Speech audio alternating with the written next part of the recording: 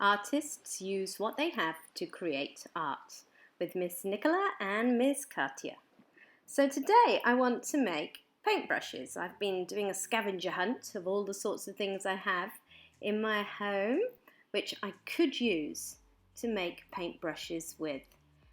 First one I'm doing is making little slices into a plastic bag and winding it onto a straw. I can either glue it or add string like I have here.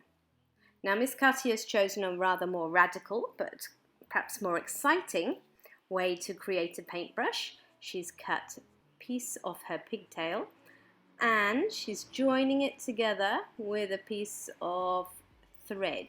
You can see she's taken out the extra hair, she's tied it very tightly so it's together. Now she's got a pencil with an eraser on the end. She's taking out the eraser and taking off the crimp. Now that crimp's going to hold everything in place. You can use pliers or you could use a pair of scissors or something else to put force on. You want to hold the bristles or the hair tight inside there and then put it back on the top end of the pencil and again crimp it on tightly. And there you have a paintbrush. This one is very creative. She's using a chopstick. You could also use a straw or a little stick. Again, taking out the extra hair and working out. Can you see she's tinkering? She's working out how's that is actually going to work.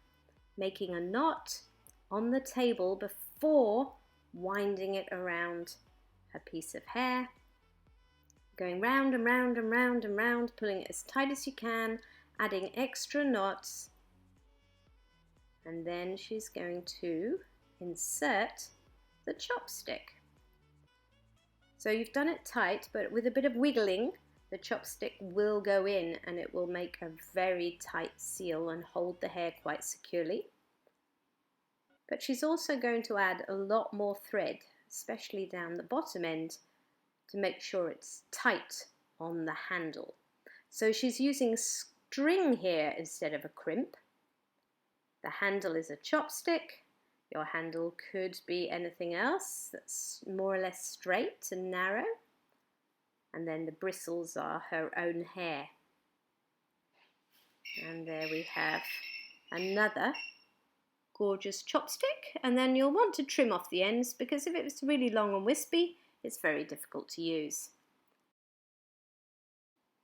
So during this tutorial today, you've learnt how to make paintbrushes from natural materials that you will find in your house. We have shown you using the handle of a paintbrush with a straw or a chopstick or a pencil, but use any thin, narrow object.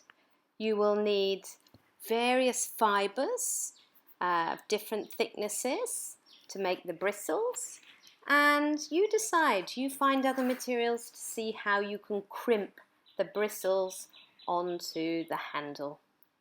Look out our next tutorial, which is how to make paint.